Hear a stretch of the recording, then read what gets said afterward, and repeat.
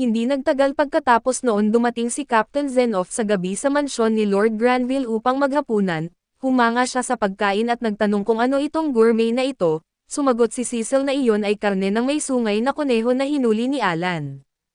Mas lalo pang humanga si Zenoff at iginiit niyang inaasahan niya iyon mula sa anak ng isang alamat na mangangaso. Pagkatapos ay sinabi niya kay Alan na naabot din ng Krina Village ang kota na 20 malalaking baboy ramo ngayong taglamig, at hindi naman nagulat si Alan nang marinig iyon. Biglang nagreklamo ang kapatid ni Cecil na si Thomas at nagtanong kung bakit wala silang nakuha ni kahit kaunting karne ng baboy ramo ngayong taon, kahit mas dumami ang pangangaso at napagtanto ni Alan na may punto si Thomas, dahil wala pa siyang nakitang kumain dito ng karne ng baboy ramo.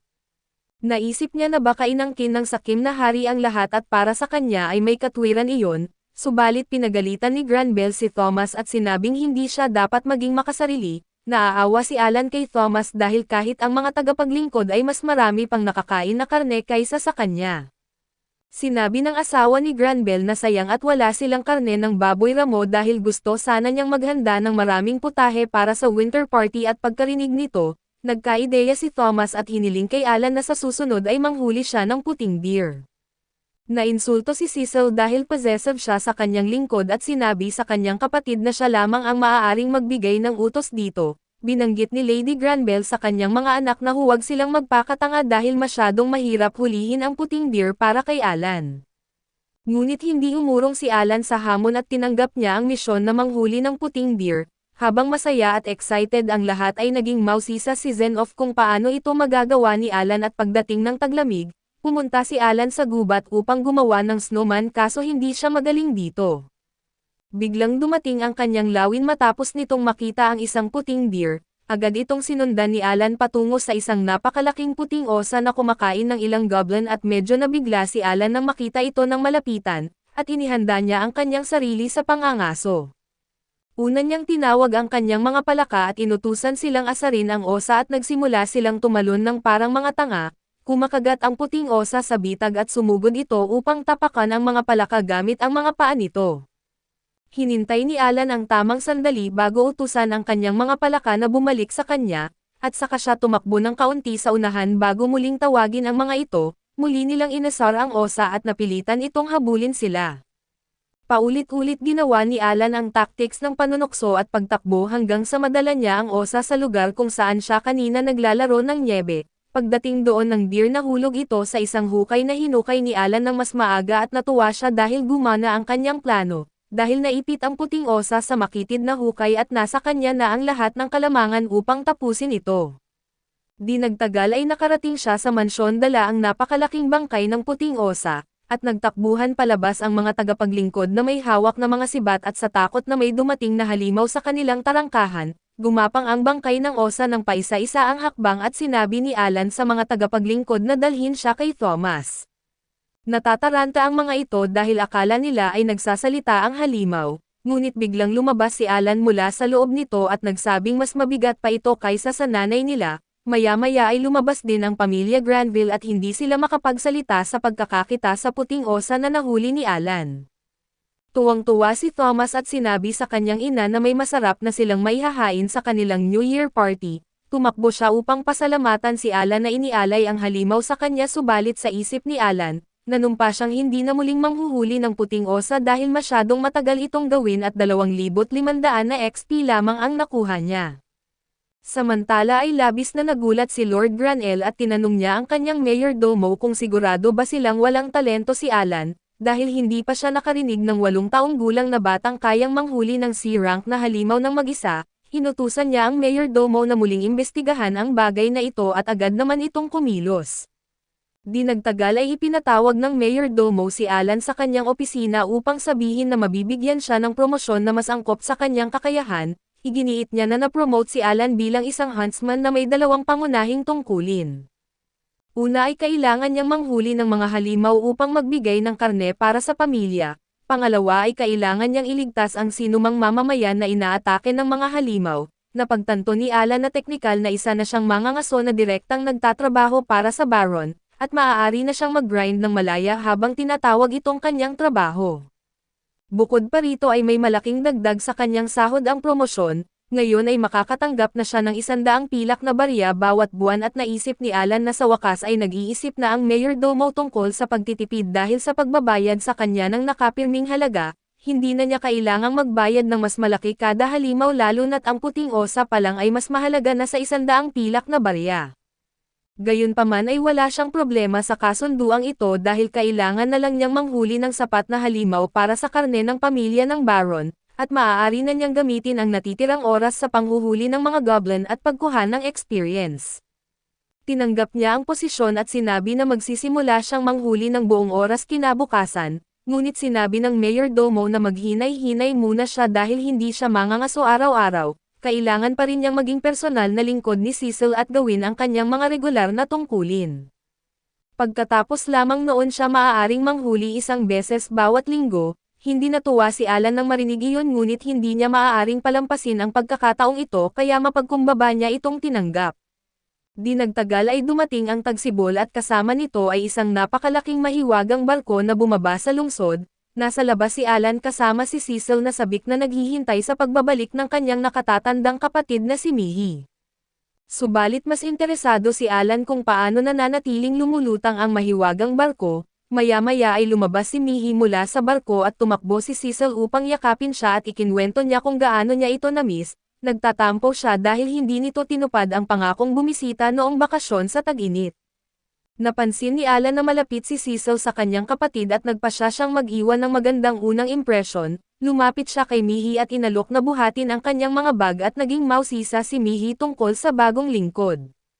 Buong pagmamalaki na iginiit ni Cecil na may dobleng tungkulin si Alan bilang kanyang personal na lingkod at bilang huntsman, humanga si Mihi at pinuri si Alan at sinabing tiyak na napakatalento nito at napagtanto ni Alan na siya ang pinakamatino sa mga anak ng Baron.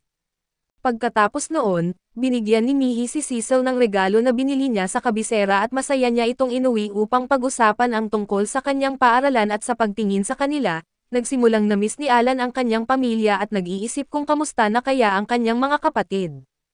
Di nagtagal, nanghuli si Alan ng ilang halimaw para sa kanyang lingguhang kota at dinala ang mga ito sa mansyon kung saan tuwang-tuwa ang mga chef sa magagandang sangkap. Maya-maya ay dumating si Rick at sinabi kay Alan na kasalukuyang nakikipag-spar si Mihi kay Zenoff, kaya agad siyang pumunta upang panoorin ito. Nakita niya na mahusay si Mihi dahil nakakasabay ito sa kapitan ng mga kabalyero. Ngunit hindi siya matagal na nilabanan ni Zenoff at sinabi na malaki ang ipinagbuti nito mula nang pumasok sa akademya. Napansin ni Cecil si Alan na nanunood at pinuri siya sa muling panghuhuli ng masasarap na halimaw. Napansin din siya ni Mihi at binanggit na mukhang malakas siya kaya nais din niya itong makaharap. Sa pahintulot ng Baron ay ibinigay ni Zenoff ang kanyang espada kay Alan upang gamitin laban kay Mihi, at halos hindi siya makapaniwala na nahahawakan niya ang isang tunay na mayethil na espada. Napagtanto niyang hindi na siya nakapag-practice mula nang umalis siya sa Nayon, at mas bagay ang kanyang mga stats sa pangangaso kaysa sa pakikipaglaban pero dahil level 20 na siya ngayon, may tiwala siya sa kanyang kakayahan at nagsimula ang sparring at sumugod si Alan kay Mihi habang sinusubukang kontrolin ang kanyang lakas upang hindi ito masaktan.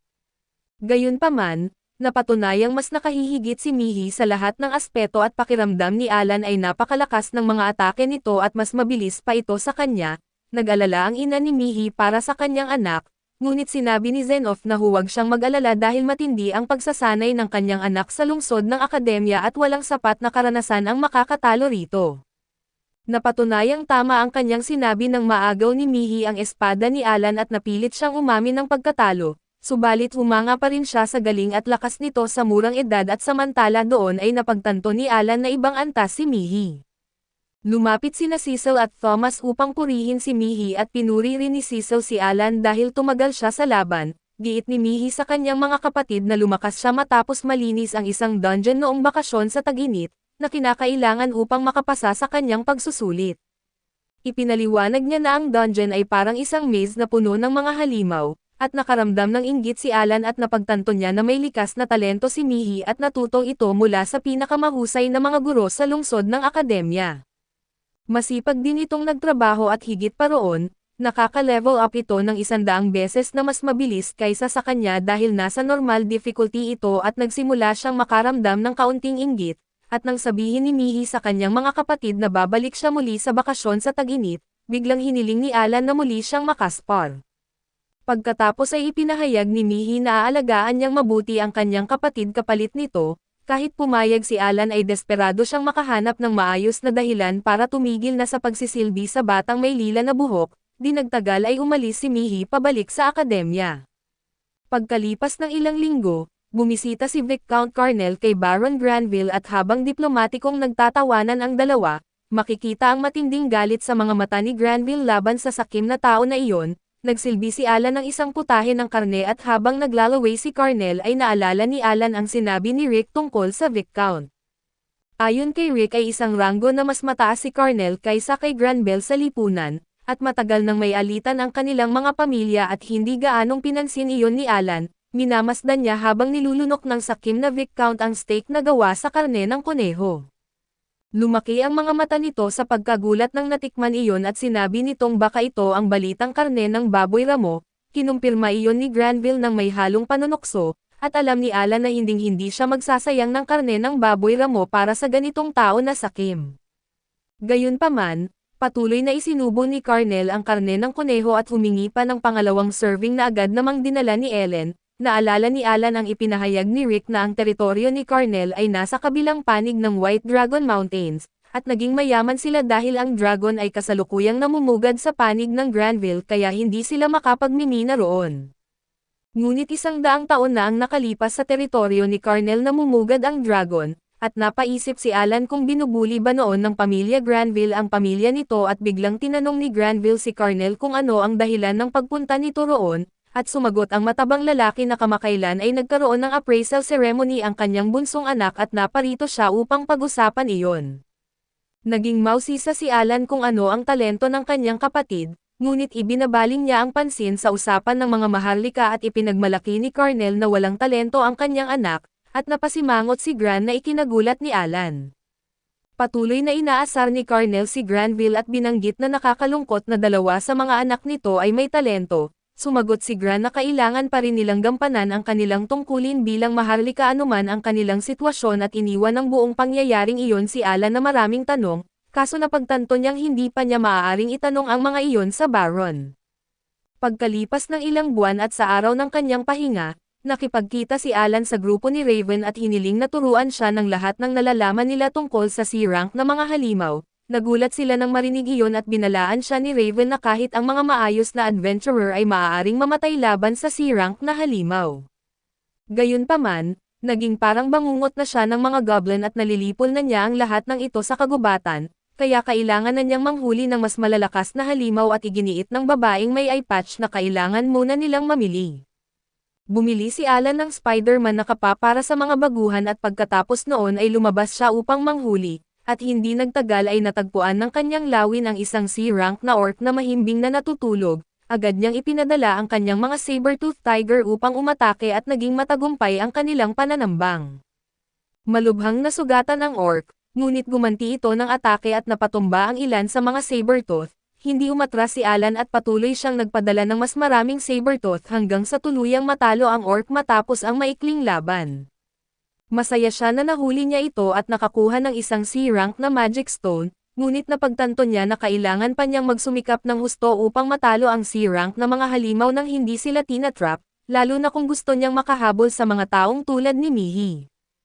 Biglang nagbigay ng babala ang kanyang lawin tungkol sa isa pang C-rank na halimaw, at sa pagkakataong ito ay isang higanteng armored na langgam at doon ay sinubukan ni Alan na talunin ito gamit ang kanyang mga saber-tooth. Kaso hindi nila mabutas ang matigas na baluti ng langgam at nalipol ang mga ito. Binago ni Alan ang kanyang estratehiya at ginamit ang butterfly upang patulugin ang halimaw. Sa kanya sinubukan na saksakin ang tiyan nito upang patayin ito subalit maging ang tiyan nito ay kasing tigas ng bakal, at mas maagang nagising ang langgam kaysa sa inaasahan niya.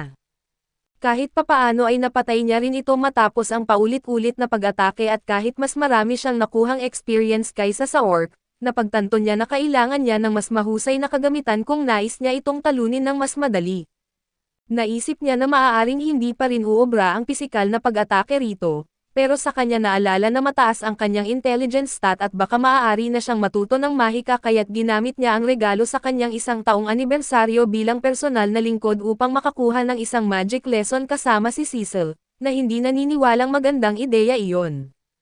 Gayunpaman, tinanong siya ng guro ni Cecil kung may tanong siya at agad siyang dumiretso sa punto at nagtanong kung maaari ba siyang mag-cast ng spells. Sinabi ni Cecil na wala siyang talento kaya malinaw na hindi niya iyon magagawa, ngunit nagpa siya ang guro na subukan pa rin.